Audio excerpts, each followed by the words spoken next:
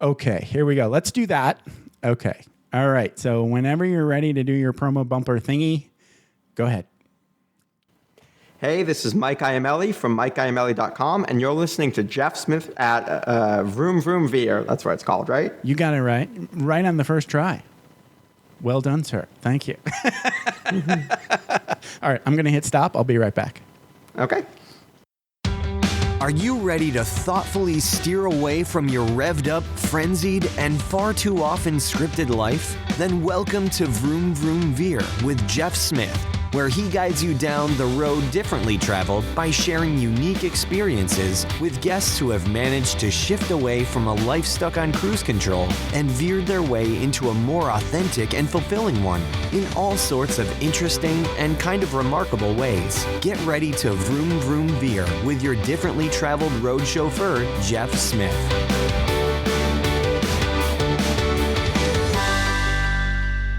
Dennis Mellen, thank you so much for being on Vroom Veer and welcome to the show. How's it going? It's going great. Thank you for the opportunity to talk today. Hey, I'm glad to have you. This is going to be fun. And we have to warn everybody, we're both Air Force retired people. You were in the Air Force Reserve. I was Air Force active duty 20 years. So we might get a little jargony. Let's try not to do that. Okay, so all right, we'll get into that. Yeah, we'll get into that. There you go. So talk a little bit about what you're most excited about over there at beabean.net. Well, I'm excited about the opportunities to get out and speak with people, to pass on some of the knowledge and nuggets that I have as a former leader, a retiree now, so that people don't have to go through the University of Hard Knocks the way I learned most of my lessons. That's nice. If you can save some people some time, that's a noble mission, sir. I wish you had been around when I was a kid. Anyway, so let's go back in time. Actually, before we go back in time, you went to the Air Force Academy. Am I correct?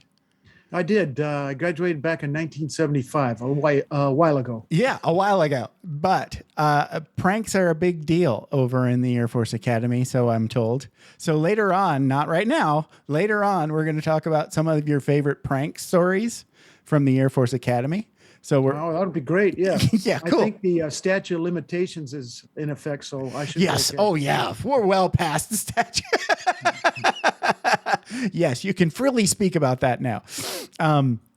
Okay, so before we do that, though, let's go back in time and talk about you, like, say, where did you grow up?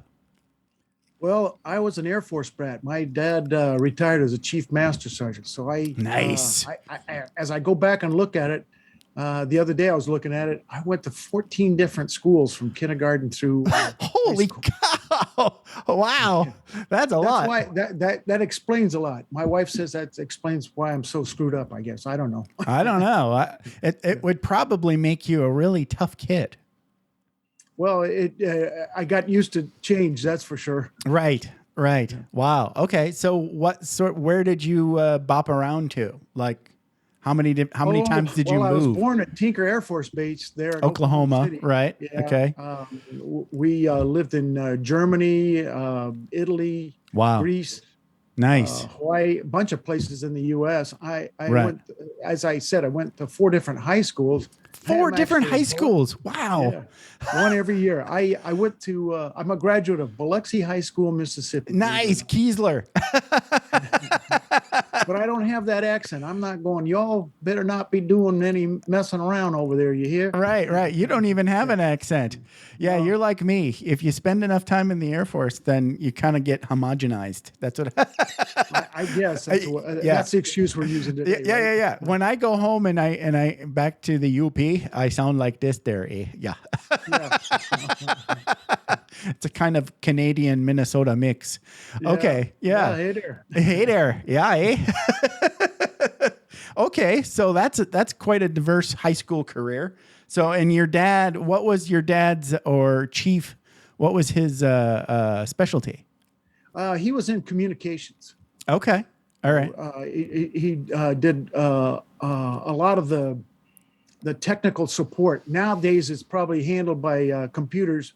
But back then, there was a lot of, and it wasn't like phone lines and things like that, but it was keeping the The mission. communications Okay. lines open Right. everywhere. The old school comm. Yes. From telephones to Radios. radios and long range stuff. Yeah. Right. Wow. And he got all the way to chief. Was that tough? Well, Some chiefs are really cool, some not Yeah. so much. I hope you had a cool chief for a dad. Yeah, I think so. I don't think Okay, he good. wasn't your typical military guy. He really, Oh, nice.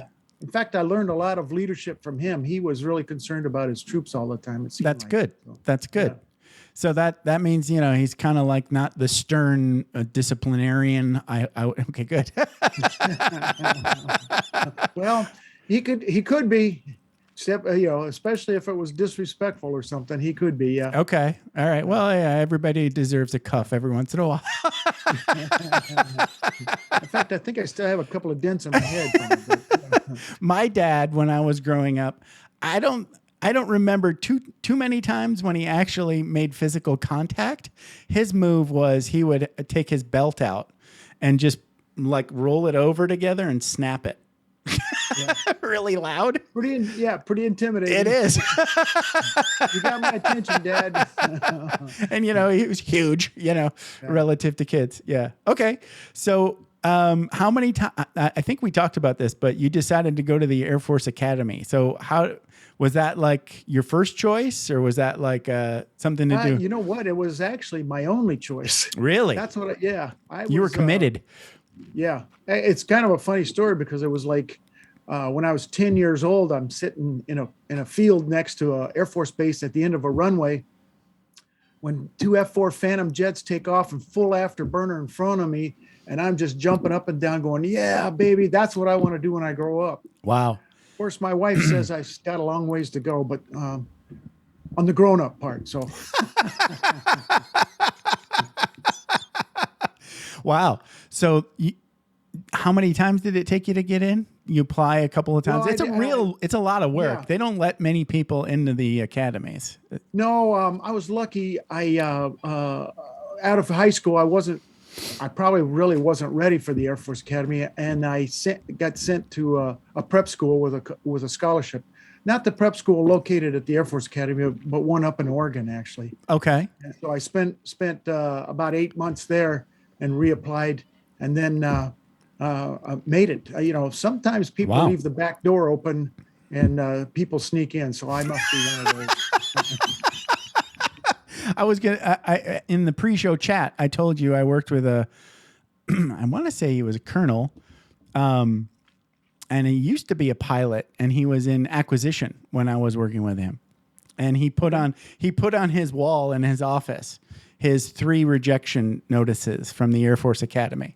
Yeah. And the 4th one he didn't put up there because he got accepted. Well, It's really hard. It's really hard to get in.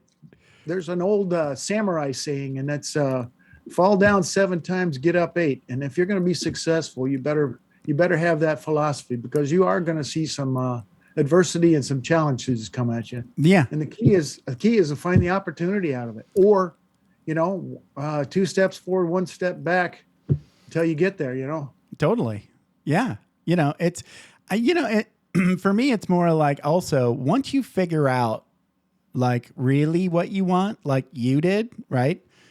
It's sort of like, it's like you can either say, all right, well, I didn't get it, or you can quit, right? But if you quit, that's got to be a conscious decision too, Right. Yeah. And I think, if it turns out like it's just not going to happen, I mean, how many times are you going to try? Oh, exactly. Yeah. Well, yeah. I have a friend that it took I don't know, 5 or 6 times for him to pass the bar to be a lawyer. So Wow. Okay. Yeah. persistence and grit, you got to admire that. Yeah. Oh, that would be brutal. I can't. My wife is acquainted with somebody at work whose fiance is going through this with med school. Oh yeah. It's really hard. Well, that's what it's all about. If you're going to be a professional, you want it to be really hard. It's right. just, and there's bound to be gatekeepers there that right. that are going to keep the riffraff out. Really. Yeah, totally. Oh, sometimes people like me sneak through. You and me both. Okay. So what was life like before we get into the pranks? Just what was life like for you at the Air Force Academy? I heard it's just task saturated, crazy busy, right? Yeah, it starts early in the morning with reveille and breakfast. Right. I have 4 sons. Had to laugh at them because they would avoid certain classes because of that one starts too early in the morning. I said, what time does it start? I said, oh, that's a 9 o'clock class. I'm going, shut up, but the days were pretty packed, Right. especially during the week. Most people graduate from college with about 120 semester hours. You graduate from the academy with close to 200. Wow. Because of all the classes. Again, I have to laugh at my sons. I'm taking a full load. How many semester hours you have? 15. I said, 15. I never had any less than 18. There are a couple Right. of, one year it was like 24. So Wow. or one semester. Yeah. But then again, you're kind of in at the time I was an all boys school. You're kind of in You're in a pressure. monastery. Yeah. And you're kind of in a pressure cooker. All the distractions are removed. It's not like you're running downtown and having beers in the middle of the week or whatever. Right. You're kind of locked down. Right. Yeah. Wow. So like, is it sort of like 24/7, like basic training style? No, that kind of relaxes, especially after your freshman year, your dually year is what they call it. Okay. That kind of relaxes it's typically your first class is usually somewhere between 7:30 and 9. Okay. I don't know if it's still that way. And then you have study hours and or places that you get together with your study groups and cohorts and stuff. But classes are usually over like about 3:30 or 4, and then you start into intramurals and there's 3 seasons of intramurals there. And wow. Everybody participates unless you're on a varsity athletic team. On an intercollegiate team or something. Right. So there's usually that. And then there's always Saturday morning training. There was a half a day in there. So wow. That usually was a lot of the military stuff. So gotcha. It when you talk, it just seems like you have zero time to think about much other than what you're doing there. You're pretty. And then when you do, you're just in. sleeping or studying, right? Yeah.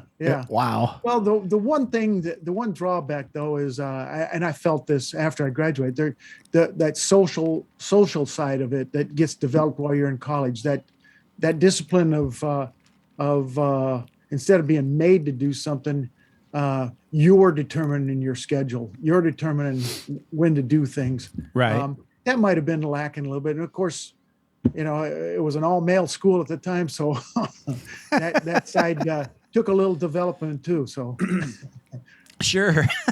Yeah. Well, you've got the rest of your life to figure that shit out. Yeah, maybe. Well, I still haven't figured it out. I don't know about you. I don't know. I went immediately from high school right into active duty as an enlisted dude. Yeah. So my brother did the same. Yeah. Yeah. So like I went from the UP and then basic and then tech school, and my tech school was really short. It was like 8 weeks, I think. Yeah. And then I did 30 days of leave and 2 years in Japan. It was awesome. Yeah, I'm sure that was probably pretty exciting to be able to do that, though. It was amazing. I mean, you go through all those emotions of being a kid and being away from home and being lonely and being stupid, and doing all those stupid things. Right. But yeah, I mean, it was a blast. It was a good time. But I kind of think I also missed, I guess if I had a college experience, it would have been my first 2 Air Force assignments because, I'm a, single, basically living in a dorm, and then age 23, I got married and I stayed married for 29 years, still married. That's good, yeah. Well, my wife and I have been married for 38. So that's. Wow. Yeah. Congratulations. It's getting close to 39, I guess now. So. Right. It's always hard to remember the exact date. I always have the ballpark, Exactly. Yeah. Yeah. Anywho, okay. So it sounds like you had like maybe not fun's not the word, but a good experience, right? Yeah, it was very challenging. It was. Right. It's not something like that I would say, boy, I'd like to go back and do it all again. Right. But I established some lifelong friendships that were that are pretty good for me. I really still keep in touch with a lot of them. That's awesome. Yeah, it's almost like shared adversity kind of thing, Exactly. Right, right. Yeah. Those bonds, you can just pick those up. So it's like you can go for years and years not seeing those people again. Yeah. And then someday, for whatever reason, you pick up the phone and you talk to them, and it's like no time has expired. Exactly. You almost pick up the conversation where it left off. Yes. Yeah. I occasionally get a Facebook chat from former supervisor / best buddy. We usually have some of those. And he's like, dude, I miss you. Yeah. We should hang out again. And I'm like, let's go have a couple beers. yeah, exactly. Yeah. Let's go get a beer. Yeah, exactly. Anyway, yes. So, okay. So, how long did you actually fly for the Air Force then? Okay. So you went immediately into reserve duty. 20 years. Yeah. Okay. Well, no, wow. I was active duty for 7, and then nice. the remainder until retirement in 96 for almost 21 years. Yeah. Okay, but we skipped over the unit UPT. Okay. Yeah. Well, UPT. Sorry, that's pilot training. That was immediately after graduation. Yeah. Right. Pilot training. The base is closed now. It's outside of Phoenix. It was Williams Air Force Base, and it's now an international gateway. They use it for cargo or something. Okay. So some of the buildings are still out there. I went back there a few years back. It's a great place to have pilot training. Big town nearby, and plenty of airspace to the east and south. Right. To go out and practice all the formation flying and basic flying skills that you need to go before you go to your operational airplane. So right. And I think most people, civilians, don't realize the attrition rate, the fail rate out of pilot training is huge. So like, do you remember what the number was, what your fail rate was in your school? No, my class was primarily made up of Air Force Academy graduates, but speaking of attrition rates, because of the time that I was there, we started out with like 1,450 guys at the Air Force Academy. We graduated like 700 and something. Wow. Almost 50%. Yeah. Wow. Just in the academy. Right. Yeah. Wow. Okay. But that was at the height of right at the end of the Vietnam War, and we were not real popular in the military at the time. So Gotcha. Yeah. Well, I was surprised because I spent most of my career not working with pilots. So then when I did, I was like, hey, look, you're a pilot, and so I would be like, and then I was working with maintenance officers and space guys and all these other, other officers, right? Up until then, I had been in SIGINT world, signals intelligence, with the folks that are the military side of the National Security Agency. Right. And all of those guys, for the most part, I think wanted to be in intel, strangely enough. But then when you get into like the Air Force world, most of those guys wanted to be pilots, and now they're something else. Yeah. So that's where, you get that really high fail rate. It's like, hey, so how'd you get to be a maintenance officer? And he's like, I couldn't land my trainer. Well, funny thing, we don't have takeoff pilots only, right? Unfortunately.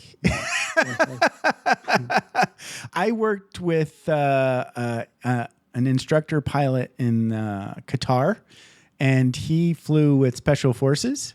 Okay. I think it was MC 135, maybe. Yeah. Those, yeah. The one that flies really low, and then the guys drop out, but they're trying to stay below radar, and they have to fly over the tips of trees and stuff. Yeah. And he's like, I can train a monkey to fly. if I have enough time, anybody can learn how to fly. Right. It's flying and fighting that makes it really hard.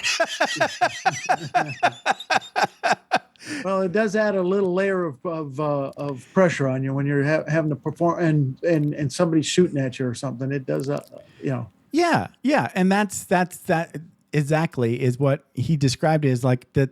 It's not like we're trying to be mean. It's like if you don't get it at this point, you're not going to get it. Yeah. Right. You just don't have it. Some people have it, some people don't have it. And they've gotten really good at figuring that out. Yeah. Anyway, I thought that was interesting. Okay, so 7 years active duty. Where were you stationed? Well, besides Williams Air Force Base for pilot training, and my first assignment was in northern Maine, the northeastern portion up at Loring, about 6 miles from the Canadian border. Right. Oh, every bit as brutal weather as Upper Peninsula of Michigan. Ouch. I was going to say that's probably further north than K.I. Sawyer. Yikes. Well, I remember the first year, and you can probably relate to this. First year I was there, it was something like 175 inches of snow. Right. Yes. And just when walls you're of it. shoveling the sidewalks, you're actually shoveling it up over your head. Crazy. To get it to the side. Yes, I remember that. Yeah. Yeah. That's not fun. No. Thank goodness there's snow blowers now, right? Yeah. And it couldn't be fun to fly in that kind of stuff either. No, and the plane I fly in, until you got the engine started, did not have heating. So, oh, lovely. So I'd start out flying in mucklucks and parka. Wow. Wow. And you'd see peel it off. Yeah. Yeah, you're seeing your breath in the cockpit as you're doing pre-flights and stuff. Loring. Ouch. Yeah. Ouch. Well, thank goodness they've closed that one too. So yeah, they've closed K.I. Sawyer. Good. Yeah. It's beautiful country. I mean, and once you get out of wintertime, then fall is awesome. Summer's probably great, but the winter, oh my goodness. It's like Vegas. Vegas is the opposite because you don't really want to be here in the summertime. No, well, I spent about 16 years in Southern California. Oh, nice. In the reserves, most of the time was there at March Air Force Base. Oh yeah. I did a qualification at March. 110 degree days like Phoenix were routine. Really? Oh, that's right. That's right. Because March is like by Riverside. Right? Yeah, it's in what they call the lower desert. So yeah. Yeah. Oof. I didn't realize it was that hot. Yeah. Yeah. As soon as you get away from the coast. Yeah. And you don't have to get that far away. Then it's, Southern California really is only, as long as you hang around 10 miles, I guess, maybe less from the coast, then it's like 75 and sunny, always perfect. yeah, exactly. Even if you go downtown or the valley in LA, it's not as nice. No, it's pretty hot. It's pretty hot. Yeah.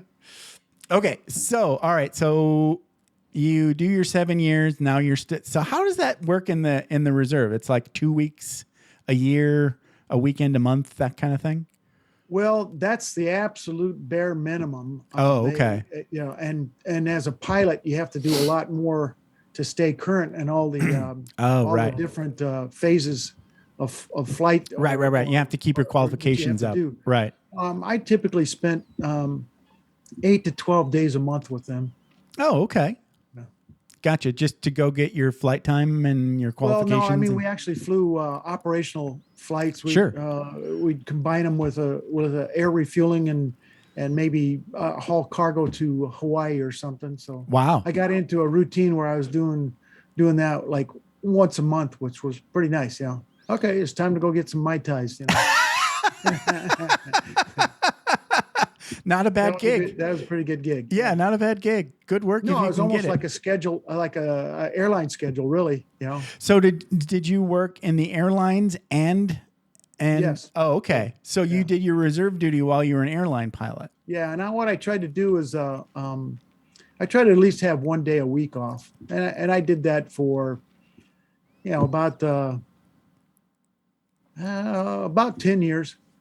And a day off, you mean not fly? Last year they moved the unit up to Travis up near Right. Sacramento. Right. And so I was commuting up there, and after a year or so, it was either move up there or retire. And I said, you know what? It's time to retire. Yeah, that's a lot of driving. Yeah. Yeah. Well, yeah. I didn't drive. I could actually jump seat on Oh, that's right. any airline that was going up there. Oh, nice. And then I'd rent a car up there or something. But Okay. Yeah. Yeah. That's still a lot of moving around. Yeah. It gets is. old. A lot of hotel time. Yeah. Right. Wow. Okay. So that's pretty cool. So you got to be like a double dipper in more ways than one. Yeah, that's exactly. Well, people don't realize that's that kind of commitment with the reserves in a It's more than more than part-time job. Really, yeah, it's not really a reserve unit. It's a mission ready unit. And, Right. So that was a considerable obligation in time. Yeah. And adding a day to go up and back or something like that, it just got to be too much. So Sure. So not quite. That's better than, I would say that's a halftime job, or maybe close. yeah, Yeah. Not a part-time job. That's a halftime job. Yeah. And then the other half you're flying for Alaskan Airlines.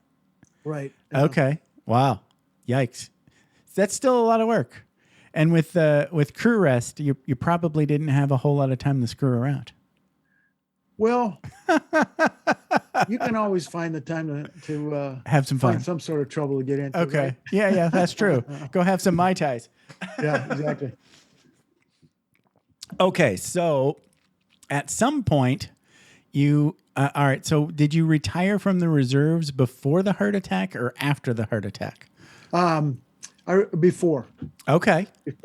So then Yeah, you were, it was 12 years after I retired from the Air Force. okay, wow. Yeah. So then you went full-time Alaskan airline pilot. Right. Okay. So was that like more flying hours or less? Probably. It ended up being about the same, really, because I was still okay. flying a full schedule before. But at some point, like about, I don't know, 2001, 2002, I moved into the training department where I didn't fly as much. I did a lot of. I was what they call a fleet captain, in charge of the training for the 550 pilots and 40 instructors that were part of the MD-80 program. At the time, Alaska had two different airplanes, Okay. 737s and MD-80s. And then those MD-80s retired in 2008. All right. So then I was on the 737 for that time. Okay. Yeah. So you pretty much just still had a full-time job even after you retired. Oh yeah, I did. Yeah. But it did allow me to have a little more time. I had 4 boys at the time. The oldest was like 11 or 12, so I could start spending more time with the family. I did the little league coaching and volunteering with the school district and things like that. Gotcha. Because you could stay home more, right? Yeah. So did you had one base kind of like that you flew out of? I did. We ended up moving from Southern California up to outside of Seattle. Okay. Nice. So That's a nice that area. was a big change. Yeah. It was. Rains a lot. That's what everybody says about Seattle, I guess. Yeah. Did it not rain a lot? I don't know. Yeah. It's not that it rains hard. In fact, it's just misty and everything's wet all the time. People up there typically don't even carry umbrellas because it's just a mist. Okay. Gotcha. But if you're not from there, you think it's raining all the time. Yeah. Well, everything's wet. Gotcha.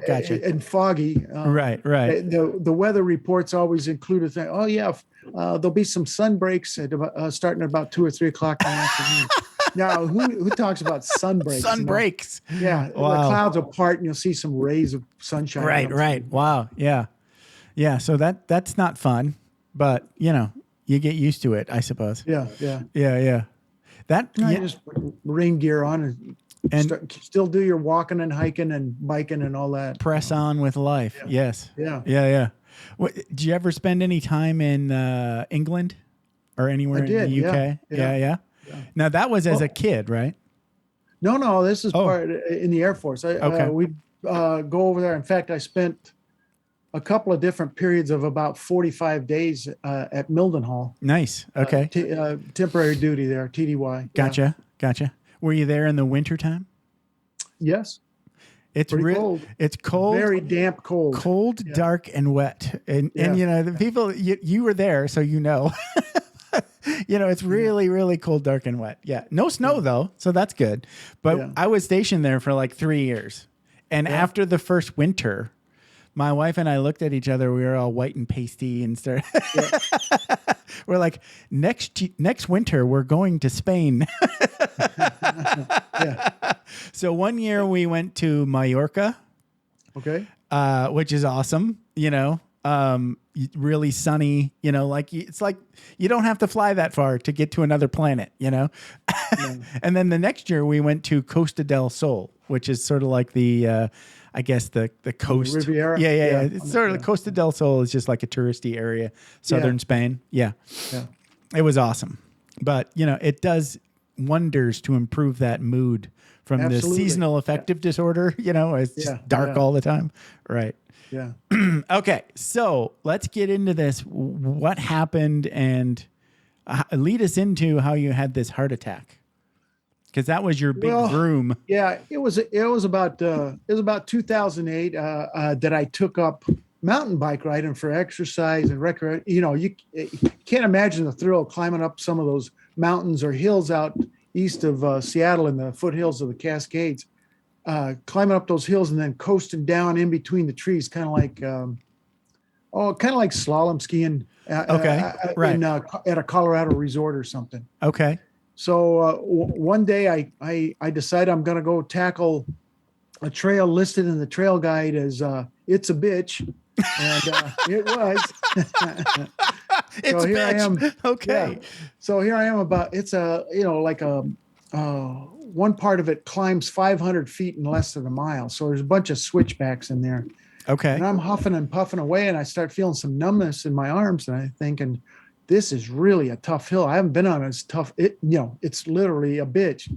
Yeah. And the next thing I know, I'm clutching at my chest, fall off the bike. Whoa. And I don't remember anything else, but 2 hikers came by, found me unconscious. They call 911. Now the EMTs have to hump their 100 pounds of gear up that same hill. Wow. Up to where I was. Yeah. And the hospital's a half an hour away. Wow. So from there to the hospital, they end up shocking me about 25 times. Oof. And then in the ER, another 20 times. Wow. So I'm really lucky to even be here. Yeah, And, no doubt. You know, my wife may claim different, but I'm lucky to have all my faculties too. I mean, I'm totally. Yeah. I mean, just how many times did you get lucky there? I mean, you got the hikers. Well, you know, I like to blame my hairline on some of that. So. Hey, you got more hair than me, and you're so you're doing all right. No, but you think about that, like you could have just laid there and died, right? Well, if those 2 hikers hadn't have found me, I probably would have. Yeah, that's really. And I mean, shocking you that many times, that means you're on the edge. You're really close. Yeah. So, did you have any memory at all, or was it just blank? It's pretty much blank because once they got in the hospital, and not to get into all the details and stuff, but they did the cool down to preserve the the brain and everything. Yeah. Okay. So they put you in ice kind of thing? Yeah. Okay. And you know, it ended up being a genetic condition that causes blockage of what they call let me see if I get a lateral anterior descending artery. It's called the Widowmaker. Oh, wow. Yeah, right. So, okay. I've heard of the Widowmaker I'm lucky before. To be here. But they ended up putting a stent in, and they later on they ended up putting a medical device in my chest, kind of a combination platter at your local restaurant. You know, it's a combination pacemaker defibrillator in case it ever happens. Oh, wow. Again. Holy cow. But the sad thing out of it was I didn't realize it at the time, but I'm about 3 weeks into PT, physical training, physical therapy, I guess. Right. I'm in the doctor's office getting a routine check and some tests. And I go, hey, doc, how much longer do I have to do this PT before you think I can get back to flying? And he kind of, he snaps his head around, looks at me like I'm some sort of two-headed monster. He goes, Dennis, you've had some serious heart damage. You're never going to fly again. Really? Wow. So you didn't figure that out yet. Okay. That Gotcha. was stunning. I mean, it felt like the room started closing in on me. I could feel my throat kind of going dry and tears forming in my eye. And Right. I mean, we already talked about it. That's all I wanted to do since age 10. Yeah. Right. And you kind of have an identity crisis retirement. in that moment. You start going, well, who am I if I can't fly? Right. Yeah, exactly. Right. What do I do with the rest? At the time I was only 56. So, right. I still had you had some shit to do. Yeah. I could have flown for another 9 years, Wow. So with 28 years of flying, I end up having to say, hasta la vista, baby, Right. And then kind of go into a deep funk. Oh yeah. For a few months. I'm sitting around in sweats and bathrobe, going through the channels. You know the routine. I do. I don't need any Ginsu knives. I don't need Chia Pets. Medicare Part B. I'm way past that. Or before that, Yeah. But I finally started figuring out some things of what Dennis Mellen 2.0 was going to look like. Sure. Yeah. And that's tough. I think we all go through that at some point in our lives. Well, I like to think of it as it's kind of an inverted life. Most kids graduate from high school and they go, now what? What college, what trade school? Right. Do I join the military like you did? And I had a singleness of purpose, and I only applied to one university, and that was the Air Force Academy. Right. And now at age 56, I'm like the 18-year-old. Now what do I do? Right. Plus with the added thing of who wants somebody that's 56 years old that thinks they know everything? I don't know. No, you don't think you know everything. You know everything. Yeah. Sorry. No, my wife keeps me grounded on that. That's for sure. I'm kidding. Yeah. I get it. Yes. I totally understand what you mean. Trying to get a brand new job and just figuring out what job you want. Yeah. It's got to be, that's just crazy, right? Yeah. Yeah, it is. It Yeah. is. I mean, finally I started coming out. I started doing I figured it had to be something with aviation. So I did the link door glass, or link and glass door, whatever it is. And all those guys. Yes. Yeah. The revolving door of applications. And I went through a series of jobs that were aviation related. One of them was heading up a training department for 600 and something pilots and another 40 instructors, and a consulting firm where I consulted with international carriers going to Kenya and Philippines and stuff. Okay. And it was good, but it still wasn't the same. It was like, you kind of felt like the proverbial old guy going down the hallways, complaining about his knee and saying, if I hadn't had this knee injury, I would have been in the NFL or in the Super Bowl. Right. You can hear yourself whining, right? Right. So, okay. And then here comes one day, this lady comes up to me and says, "Hey, Dennis, would you like to speak to our group?" And I went, "About what?" And she says, "Well, we've had conversations, and I've seen your resume, and you've had all that organizational development major in college and leadership schools and Air Force leadership schools, and you've headed up. Why don't you talk about leadership?" And I don't know. It was just like, we were talking about being in England and being dark. The sky parted and the shaft of light came on. I went, yeah, I could do that. That was one of those. Maybe I can pass on some shortcuts or something so that the people I talk to don't have to learn the hard way like I did. You can be one of those sunshine bricks. Yeah. Exactly. So that's how I started. Yeah. Wow.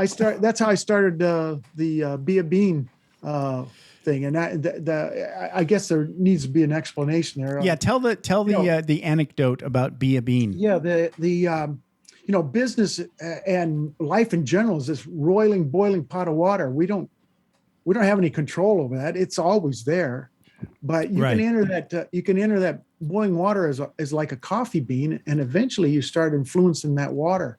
and the goal would be to change it into gourmet coffee. So Right. as a leader, that's what you're doing, is you're influencing people. You're jumping in that water, trying to make that water smell good, taste good, and ultimately be gourmet coffee. Get them working together. And give you a jolt.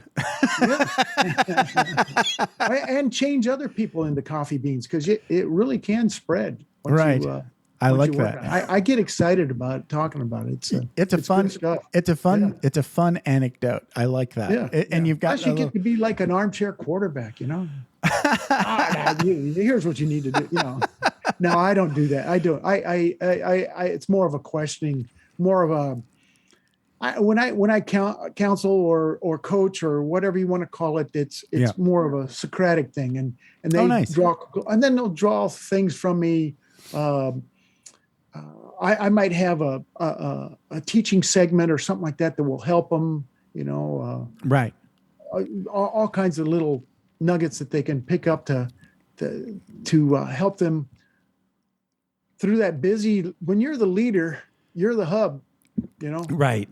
It's lonely. People don't realize and I was going to say something else. I think you and I, with all the Air Force indoctrination and training and the leadership and the organizational man, right? You just it's like you're swimming in it 24/7 all the time, every day, right?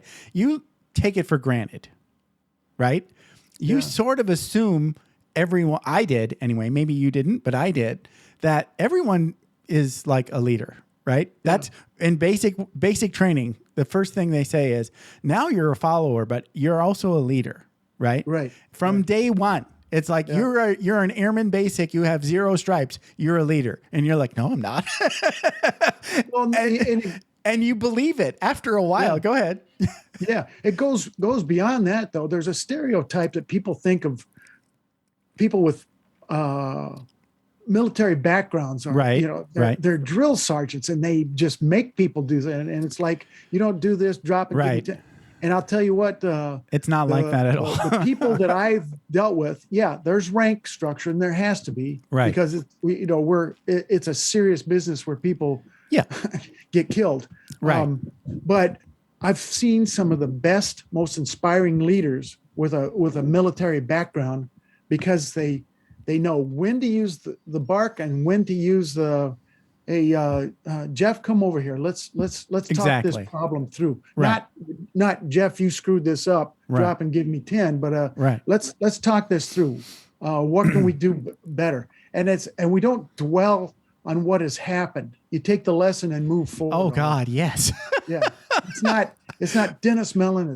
He screwed up 6-7 things here. Well, you went through that too, probably, even in the military, right? Yeah. The whole like rehashing what happened that's fine. I mean, you have to do that. You want to systematize, right?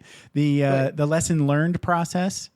Capture everything, because that's why you do shit. You do shit to learn, right? Yeah, well, but you don't dwell on. Right, you're right.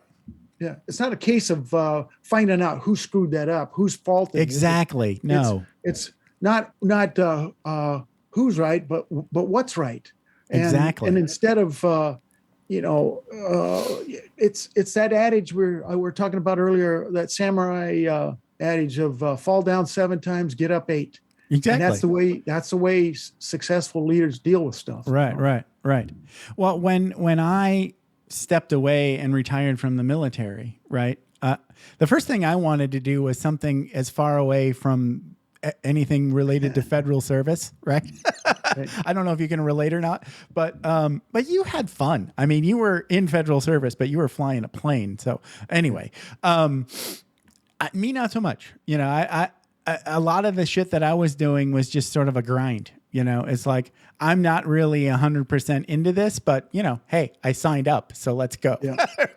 And you just suck it up and get the stuff done. But still, like that leadership stuff, right?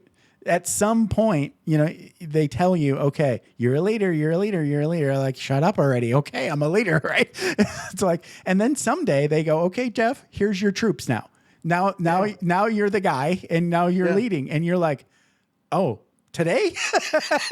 And suddenly it's real, right? Yeah. And then then you start actually going back to the books and going, okay, well, I can't just yell at this person and tell them what to do.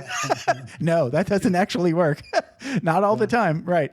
And you're like, oh, okay. And you start learning about like actually going over and saying, hey, good job. Right. The first time I did that as a boss and then they responded, I was like, holy crap, that worked.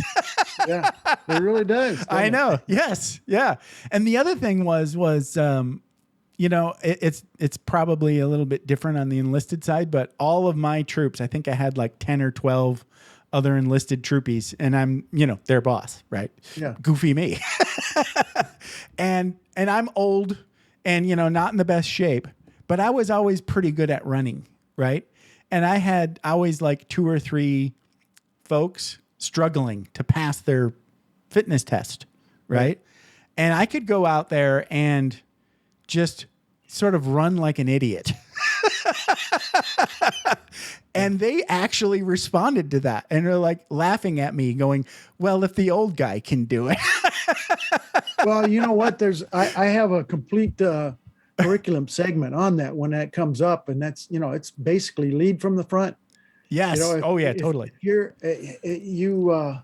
you're doing it, you know, you got to walk the talk. Yes. You just have to walk the talk, and the best way to do it is be out front. For sure. You know? If whatever you're asking someone to do, you better do it. You better be able to do it too. Yeah. You better do it. Yeah. Yeah. And then your followers are going to push you. That Exactly. I had, so the other thing I noticed was this young guy who was really athletic and wanted to get an outstanding. Well, he wanted to run with me too. Yeah. And that hurt a lot.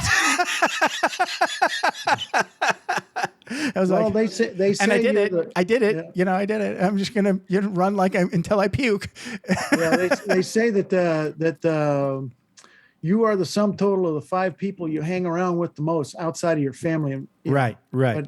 But so pick people. Choose wisely, right? Choose wisely and pick people that are smarter than you And faster than you and better than you. Yes. Yeah. Yeah. Unfortunately for me, that doesn't eliminate the 7 billion people in the world. So. You can love everybody from afar, you know? Yeah. So let's talk a little bit about how the book came to be and talk a little bit about the book. Well, you know, a pandemic hit. So I started writing because we were, you know, not so much locked down, but you really couldn't go anywhere. There's not so much to do. I'd been threatening to write the book for a long time. Threatening. I like but that. It was hard. It was hard. I couldn't contemplate sitting down and rehashing all that had happened. Right. But what I ended up doing is I started writing, got a pretty good outline, got enough words in there. And I looked at it and I go, oh, that makes a total of about 60 pages.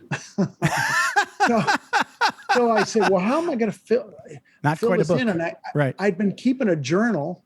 Okay. You know, and I started looking through the journal. I went, oh, that fits here, fits there. All of a sudden, I fleshed out about 160 pages or so. Okay. And you added in your stories. And I actually had a direction. What's that? You added in your stories. Yeah, adding in the stories and talking about. It was really cathartic for me because I really compartmentalized the whole thing. I tried to forget about it. When it would come up, I would divert to humor or something like that, so I didn't have to talk about it. But as I'm writing, the emotions would well up every once in a while, and I just couldn't continue. Sure. But I kept writing and kept writing. I finally got it together and went through the editing and found a publisher that would work with me and got it out. Takes more than the heart. Changing the journey's challenges into opportunities is what I decided to name the book. And it's basically starts at the time of the heart attack and losing that passion that, that identity you love crisis. your job, basically. you'll never work a day of your life, Yeah. Who will I be if I can't fly? Now, who am I? Right. Yeah. Yeah. What do I do? And the recovery process and all the different jobs that I had till I found found a niche that inspired me again. Right. I love what I do. It's Right. not flying, but I can't do that anymore. But this is the next best thing, and helping people or making a difference. And you're still a teacher too, Yeah. And you were My an idea- instructor teacher for, your whole life, basically. Yeah. Yeah. My idea or my vision is to make a connection with everybody I come in contact with on an everyday basis. Oh, And, nice. by doing that, I win them over that we're all likable and love each other. But I get them thinking about what they can do because when you start showing people gratitude, they just naturally gravitate to you and start doing things with you. They start, or if it's your team, they start working harder for you. If you have, if you're a servant leader, we've talked about that. So anyway, the book has come out. I use it to help as an origin story to bring people into my leadership program. Right. I've gone through the routine of talking to rotaries and chambers, and the only difference is what kind of lunch you're going to get each day when you do that. but some of those rotaries and chambers are pretty good to talk to. Sure. Do you ever go back and talk on Air Force bases? You're not going to get a good lunch, but that's okay. Well, there's not very many Air Force bases nearby here. Gotcha. In Illinois. I think the nearest, I imagine there's probably a Air Guard base or something, but the nearest Air Force base is down in Scott near right. St. Louis, which is quite a ways. Yeah. Gotcha. Nothing wrong with that. No. I'd do it. Sure. I am gonna speak at the Air Force Academy in July. Oh, nice. Yeah. Well, that's really cool. Yeah. I'm kind of excited about that. So. That'll be fun. Yeah. It's completely different, I bet. I've gone back for some reunions and stuff. Okay. Yeah, things have changed. Obviously, things have to evolve. Yes. Yeah, they've brought in women, right? And it's been good. Right. It's taken 30 years or 40 years or whatever to develop that first line of combat generals that are ladies. Right. Because it takes a while. Yeah. Lieutenant, just turn a switch on. And right. Say, Here we got a general. No. It takes a long time. Yeah. Yeah. They take a long time to cook a general. That's one way of putting it. Yeah. So that was the process. I knew the writing process itself was easier than the marketing process. I'll tell you that. Oh yeah, of course. Yeah. Getting out and selling something it's not a natural thing to do. So, yeah, we're all just a little too humble. Well, it's not just that. We've all been on the operations side, and right. The Air Force doesn't do a lot of selling things, No, once you're in, the selling is done. Yeah. Their selling is called recruiting. The product is being in the Air Force, and their sales are great. Okay, so before we wrap up, let's take a little bit of time to talk about some of your favorite pranks from the Air Force Academy, because we said we would, right? And we teased it, so now we have to deliver on that.